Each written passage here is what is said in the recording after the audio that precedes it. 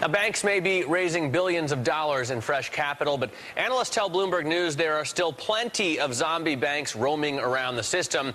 They say a lot of the good news we've heard lately is just an accounting mirage. Yalman Onaran wrote this story for Bloomberg, and he joins us on set. First of all, how are they pulling this off? Such incredibly large sales of equity if there's still a lot of them so problemed?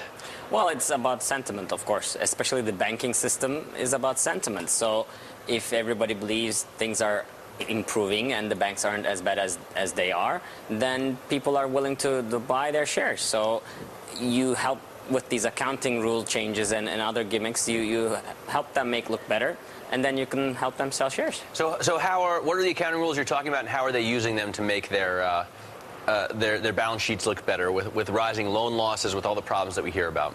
Well, the FASB, the Financial Accounting Services Board, changed two rules in April, and they were both related to accounting for mark-to-market losses and putting things on the balance sheet versus earnings statements. So with those things, they can shift some of their losses on loans and securities to their balance sheet instead of showing it on their profit statements. Well, I wonder how this could be the case when we just put them through such serious stress tests. I mean, if they pass those with flying colors, doesn't that mean everything's okay?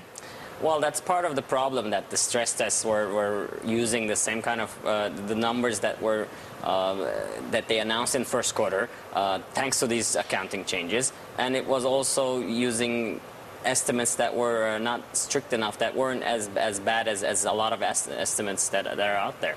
It was a little sarcasm in my voice. I don't know if you caught on to that. Listen, a lot of people, actually, I was hanging out with some bankers last night who are cringing at even the expression mark-to-market. Some people argue that the mark-to-market rules are really to blame for this mess. Is that true? Well, people do say that mark-to-market is not really showing the real reality out there, because the values of the securities are much worse than at the end how much people will pay on their mortgages or other debt.